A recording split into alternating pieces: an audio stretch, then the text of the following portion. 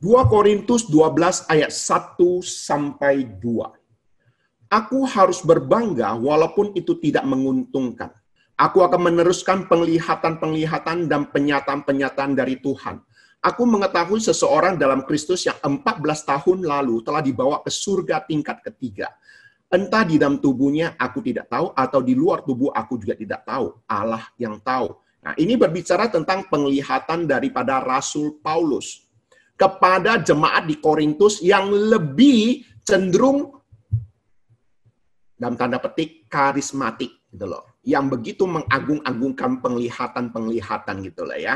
Nah, lalu Paulus mengatakan juga sebenarnya dia juga pernah melihat penglihatan, hanya saja di dalam seluruh surat Paulus hanya ini saja yang diingatkan tentang dia naik ke surga tingkat ketiga, melihat penglihatan ke surga tingkat ketiga gitu ya.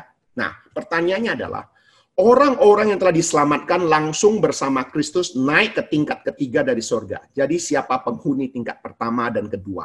Ada berapa tingkat surga sih? Ya, kalau orang saudara-saudara kita mengatakan surga itu ada 7 tingkat gitu ya misalnya ya. Oke, sekarang kita berbicara tentang tingkat-tingkat surga. Coba kita butuh dukungan ayat Alkitab lain dulu ya. Matius 5 ayat 19. Karena itu siapa yang meniadakan salah satu perintah hukum Taurat, sekalipun yang paling kecil dan mengajarkannya demikian kepada orang lain, ia akan menduduki tempat yang paling rendah di dalam kerajaan surga.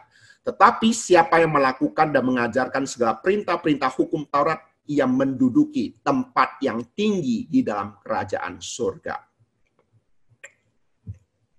Perhatikan apa yang dikatakan di dalam ayat firman Tuhan ini, bahwa di surga ada orang yang berada di tempat yang paling rendah dan juga ada di tempat yang paling tinggi. Nah, pemahaman tempat yang paling rendah dan tempat yang paling tinggi, apakah ini membuktikan dan menunjukkan bahwa surga itu punya tingkatan-tingkatan? Nah, untuk mengetahui hal ini, kita perlu mengetahui pemahaman orang Ibrani ya, atau orang Israel dalam hal pemahaman tentang tingkat-tingkat surga.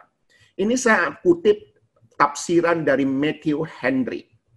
Matthew Henry mengatakan pemahaman orang Ibrani tentang surga itu ada 3 tingkat. Tingkat pertama yaitu tentang langit di mana burung-burung berterbangan. Tingkat kedua ini angkasa luar tempat benda-benda penerang itu ada, matahari, bulan, dan bintang-bintang. Dan tingkat ketiga ini tempat Allah berdiam, menyatakan kemuliaannya secara sempurna. Dengan kata lain, sebenarnya pemahaman orang Ibrani tingkat ketiga, inilah yang kita pahami sebagai surga yang kita ketahui selama ini. Oleh sebab itulah, menurut saya, pemahaman surga itu bukan ada tingkat-tingkat seperti yang kita mengerti, tingkat 1, tingkat 2, tingkat 3. Tetapi, saya lebih memahami bahwa surga itu ada perbedaan upah. Dari orang yang mengajarkan firman Tuhan, dengan orang yang tidak mengajarkan firman Tuhan, orang yang melayani Tuhan, dengan orang Kristen yang biasa-biasa saja. Misionaris yang mengorbankan nyawanya, rasul-rasul yang mengorbankan nyawanya, mahkota kemuliaan yang mereka terima, itulah yang membedakan dengan orang Kristen yang biasa-biasa yang beriman kepada Tuhan. Jadi pemahaman saya, pemahaman tingkat-tingkat itu bukan pemahaman seperti kita.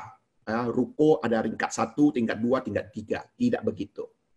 Ya, pemahamannya adalah perbedaan tempat itu artinya apa? Kedudukan. Ya, perbedaan kedudukan. Ya, ini pemahaman saya.